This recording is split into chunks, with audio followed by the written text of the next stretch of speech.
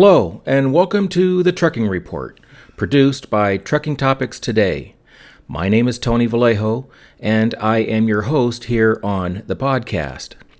The podcast concentrates on headlines and news as related to the trucking industry and is uploaded every Sunday to your favorite podcast channel.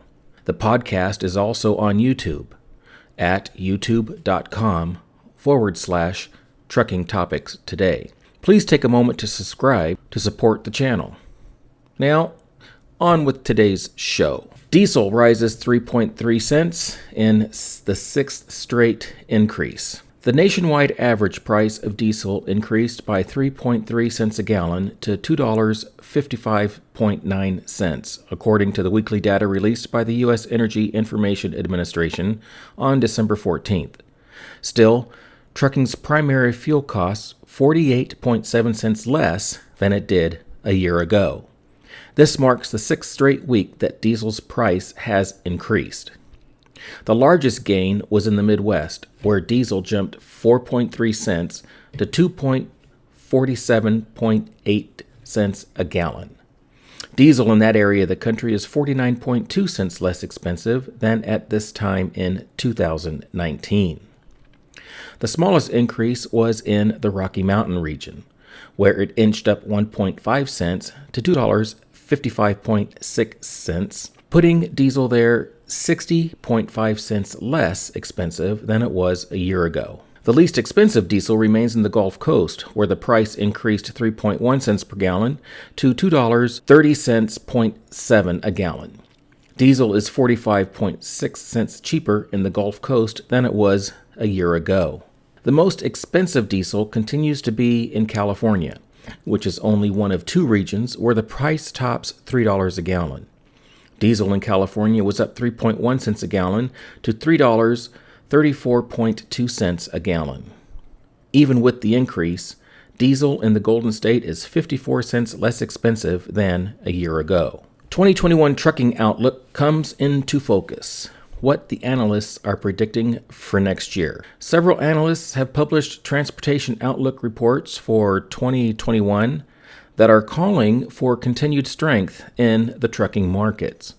Some are expecting the favorable truckload fundamentals that were in place in the back half of 2020 to continue unchanged through 2021. Many analysts believe a wide distribution of a vaccine will reopen more than just the consumer economy. As this occurs, companies that delayed investment in infrastructure, buildings, equipment, and technology this year over uncertainty around COVID will need to play catch-up. FMCSA rules Washington state can no longer enforce meal rest break laws. This ruling follows similar determination made in 2018 with regard to California, which is currently under appeal. Federal regulators have determined that the state of Washington's meal and rest break laws are preempted for commercial trucks subject to federal hours of service regulations. In a decision to be published Tuesday, the Federal Motor Carrier Safety Administration granted a petition filed last year by the Washington Trucker Associations, requesting the agency make the determination.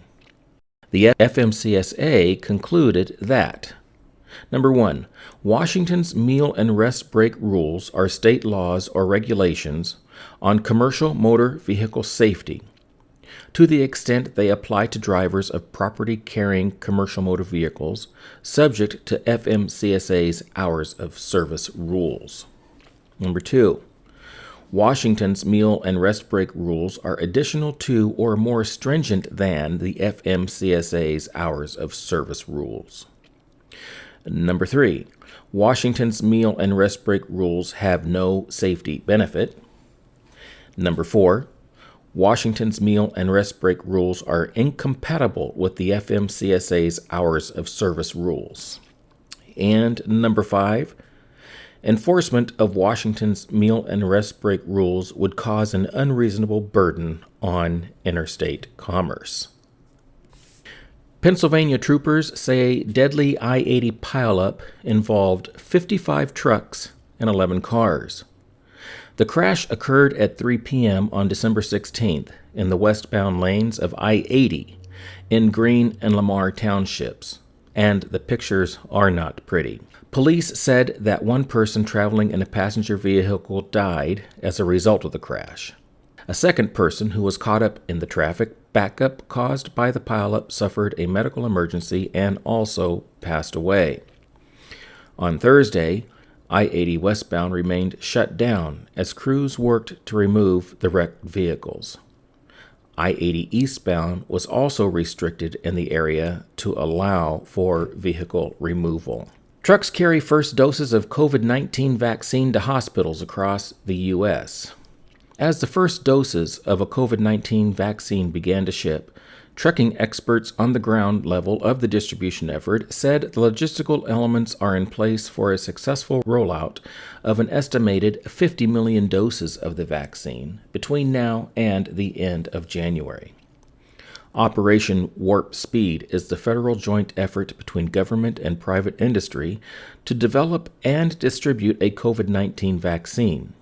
The initial distribution phase began at the Kalamazoo, Michigan Pfizer plant, where the vaccine was moved by truck and air to UPS and FedEx distribution hubs and then on to 636 locations across the country. FedEx, in this initial phase, is handling western states, and UPS is focused on eastern states. Thank you for being with me today on this edition of the Trucking Report.